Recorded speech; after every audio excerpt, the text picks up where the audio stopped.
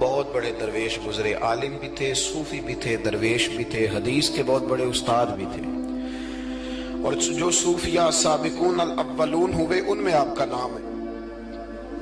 آپ نہ اکثر اپنے کوفے کے علماء سے استفادہ کرنے کے لیے نہ کوفے آیا کرتے تھے۔ ہر شعبے میں کچھ لوگ اسپیشلسٹ ہوتے ہیں، تو علماء کے شعبے میں بھی کچھ لوگ اسپیشلسٹ ہوتے ہیں۔ یہ الگ بات ہے کہ آج کل جو ایک عمرہ کر رہا ہے وہ مفتی ہوتا ہے، اور اگر حج کر رہا ہے تو پھر تو شیخ الحدیث ہے، وہ کہتا ہے سارے مسئلے اب میں ہی بتاؤں گا، اور دو اردو کی کتابیں پڑھ لے تو پھر تو کہتا ہے مولویوں کی پتہ ہوگی، سارا پتہ تو مجھے۔ اللہ تعالیٰ سمجھنے کی توفیق دے۔ حضرت عبداللہ ابن مبارک جاتے تھے کوفے کے علماء کے پاس، اور وہاں جا کر کے ان سے استفادہ کرتے تھے۔ اب تو ہوٹل بن گئے ہیں، آپ جس ملک میں جس ایریے میں جاتے ہیں ہوٹل بک کر دیا جاتا ہے، وہاں قیام کرتے ہیں۔ اس زمانے میں یہ طریقہ نہیں تھا۔ مسجدوں کے ساتھ لوگوں نے مہمان خانے بنائے ہوئے تھے، وہاں جا کے لوگ قیام کرتے تھے، کھانا پانی مسجد میں لوگوں کو پتہ چلتا تھا مہمان آ گیا، وہاں لوگ کھانا بھیج دیتے تھے۔ حضرت عبداللہ ابن مبارک رحمۃ اللہ علیہ اکثر اس مہمان خانے میں کوفے جا کے رکتے۔ ایک نوجوان تھا، اس کو علماء کی خدمت کا بڑا شوق تھا۔ اللہ کے بندوں کی خدمت کا شوق لگ جائے تو پھر اللہ بڑی رحمت فرمایا کرتا ہے۔ اسے بڑا شوق تھا، وہ بڑی خدمت کرتا، آپ کے لیے کھانا لاتا، پانی لاتا، چائے لاتا، تکیہ پیش کرتا۔ بڑے مہینوں سالوں سے ملاقات رہی۔ پھر ایک دفعہ حضرت عبداللہ ابن مبارک آئے کوفے میں تو پوچھا کہ وہ نوجوان کہاں ہے؟ لوگوں نے عرض کی حضور وہ چھوٹا سا کاروبار کرتا تھا تو اس پہ قرضے چڑھ گئے۔ جن لوگوں کے پیسے دینے تھے نا وہ بڑے تگڑے لوگ تھے، انہوں نے پرچہ کٹوا دیا، کوتوالے شہر سمجھ لیں کہ SHO گرفتار کر کے لے گئے۔ جب تک بندہ سخاوت کر رہا ہوتا ہے تب تک نہیں لوگ پوچھتے کہاں سے آئے ہیں، اور جب بندہ کہیں الجھ جائے نا تو پھر بندے کہتے ہیں اوہو بندہ ہی ٹھیک نہیں تھا۔ بڑے بڑے لوگوں کو نقصان ہو جاتا ہے کاروبار میں، یہ کیا بات ہے؟ حضرت عبداللہ ابن مبارک کو پتہ چلا۔ ویسے آج کل کا کوئی پیر ہوتا تو وہ پیر صاحب پتہ کیا کرتے ہیں، جب تک مرید جھاڑو دیتا رہے پھر تو وہ کہتے ہیں میرا منظور نظر ہے، لیکن اگر قرضے چڑھ جائیں تو کہتے ہیں اس کا ذاتی معاملہ ہے، میں ذاتی معاملات میں مداخلت نہیں کرتا۔ تو جب تیرے گھر میں 6 درجن کنوں لے کے آتا تھا تب ذاتی معاملہ نہیں تھا، اب ذاتی معاملہ ہو گیا۔ اسی طرح کام لیڈر کرتے ہیں، کام کراتے رہتے ہیں سیاستدان، اور اگر بندہ الجھ جائے تو کہتے ہیں اس کا ذاتی معاملہ ہے۔ تو جب دفتر کھلوا رہا تھا تب ذاتی معاملہ نہیں تھا۔ ہمارا یہ مزاج ہے کہ ہم تباً انسانوں سے نفع لینا چاہتے ہیں، لالچی ہوتے جا رہے ہیں۔ سیدنا عبداللہ ابن مبارک رحمت اللہ تعالی علیہ نے کہا قرضہ چڑھ گیا ہے اور وہ بند ہے جیل میں۔ آپ گئے، جا کے کوتوال سے SHO سے ملاقات کی، فرمایا ماجرا کیا ہے، معمہ کیا ہے؟ وہ کہنے لگا حضور بچہ بے قصور ہے،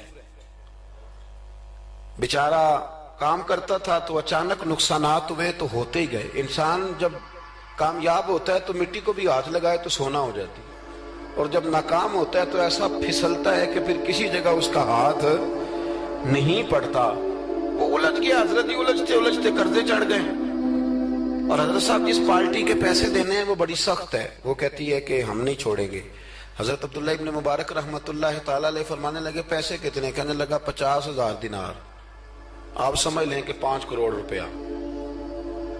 تو حضرت عبداللہ ابن مبارک، توجہ ہے نا میری بات پہ، تھک تو نہیں گئے آپ لوگ؟ حضرت عبداللہ ابن مبارک رحمت اللہ علیہ فرمانے لگے اگر تو میری ایک شرط پوری کرے تو میں پیسے دے دیتا ہوں۔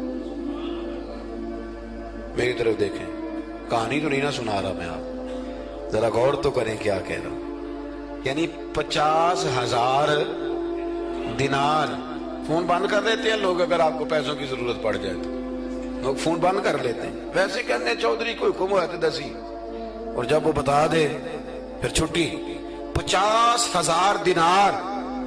حضرت عبداللہ ابن مبارک رحمت اللہ علیہ فرمانے لگے میری ایک شرط پوری کر، پیسے میں دیتا ہوں۔ اس نے کہا حضور 50,000 دینار ہیں۔ فرمایا میں نے سن لیا ہے پر میری شرط پوری کر۔ اس نے کہا حضور وہ کیا؟ آپ فرمانے لگے اس نوجوان کو بتانا نہیں اس کے پیسے کس نے دیے، پیسے میں دے دیتا ہوں۔ اس نے کہا حضرت جی اسے نہیں بتانا۔ آپ فرمانے لگے اس کے لیے نہیں دینے، میں نے اللہ کی رضا کے لیے دینے، اور جس رب کے لیے میں نے دینے ہیں اسے بتانا نہیں پڑتا، وہ تو دلوں کے حال جانتا ہے، وہ تو علیم بذات الصدور ہے، لہذا بتانا نہیں۔ اس کو پیسے دے دیے. نوجوان نے بڑی منت کی کوتوال کی, یار اتنے بڑے پیسے کو دے گیا, کوئی 10 روپے تو نہیں دینا, اس محسن کا پتہ بتا, میں تو اس کے پوتوں کی بھی نوکری کروں گا. اس نے کہا میں مجبور ہوں, مجھے حکم نہیں, میں نہیں بتا سکتا. وقت گزر گیا, کوتوال بھی کہیں تبدیل ہو گیا. وہ نوجوان کہتا ہے عبداللہ ابن مبارک بوڑھے ہو گئے, اب گھر میں رہتے ہیں, باہر نہیں آتے. زیادہ ذوف آ گیا, اب جس نے پڑھنا ہے, کچھ استفادہ کرنا ہے, وہ بھی گھر میں حاضر ہوتا تھا. اللہ اکبر. وہ نوجوان کہتا ہے جیسے جیسے میری عمر بڑھتی شوق بڑھتا کہ یار میرا محسن مجھے مل جائے, میں اس کے پیر ہی چوم لوں ایک دفعہ. اتنا عظیم آدمی. اس کے بعد کئی دفعہ حضرت عبداللہ ابن مبارک ملے بھی. نوجوان کہتا ہے وہ جب بھی مجھے ملتے میں انہیں کہتا بابا جی نیک تو آپ بھی بڑے ہیں, پر بندہ تو وہ تھا نا جو میرے پیسے دے گیا. تو وہ فرمایا کرتے چل دعا کرنا اللہ مجھے بھی کوئی کام کرنے کی توفیق دے دے, دعا کرنا. وقت گزر گیا, 15 سال بیت گئے.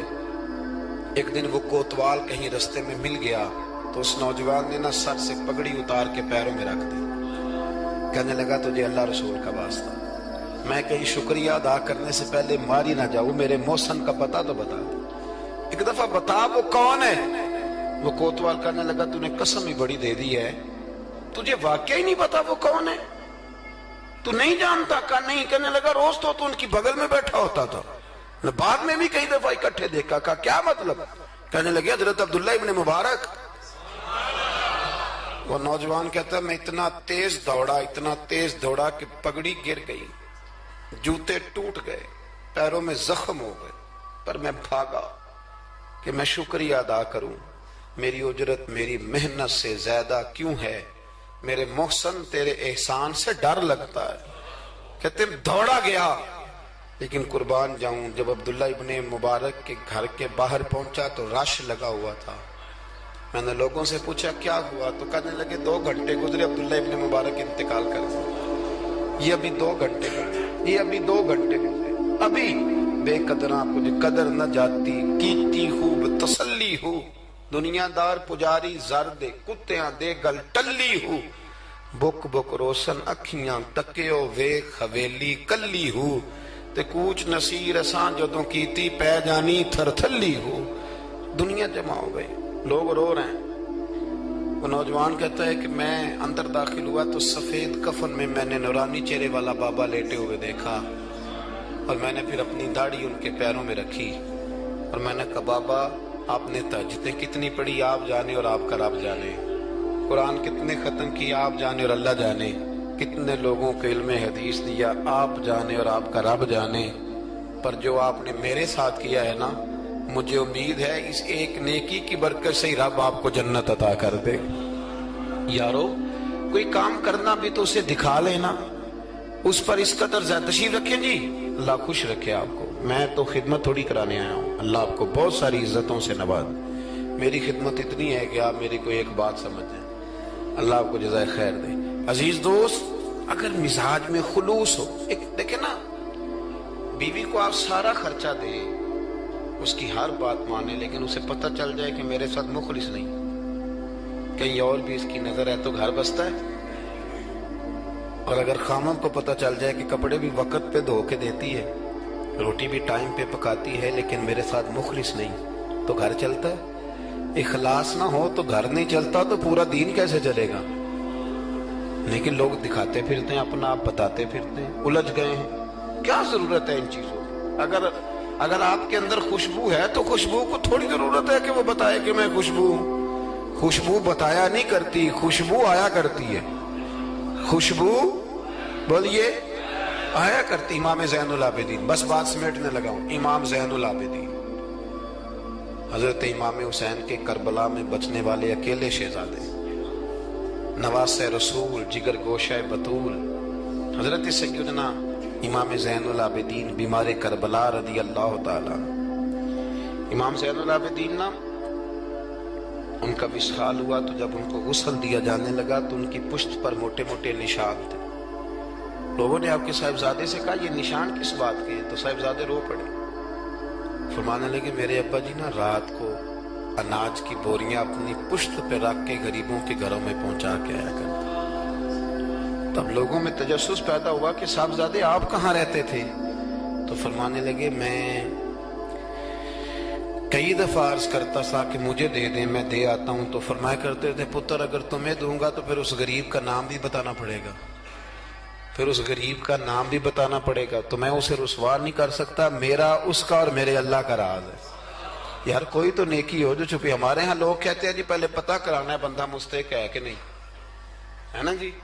پہلے میں نے امام شافعی سے بھی ایک بندے نے آ کے کہا تھا، اس نے کہا تھی میرا دل بڑا کرتا ہے سخاوت کروں پر مستحق بندہ کوئی نہیں ملتا، تو امام صاحب فرمانے لگے تیرے پاس جو کچھ اللہ نے تجھے دیا ہے تو اس کا مستحق تھا، تیرا حق بنتا تھا۔ وہ چپ کر گیا، کہنے لگے اگر رب کریم نے تیری خوبی کوئی نہیں دیکھی اور تجھے اپنے فضل سے عطا کر دیا تو اللہ کے بندوں کو کیوں ٹٹولتا پھرتا ہے۔ اب تو انٹرویو اتنا سخت لیا جاتا ہے، اتنا سخت غریب کا انٹرویو ہوتا ہے کہ وہ کہتا ہے اس خیرات سے تو مر جانے بہتر، اتنا سخت انٹرویو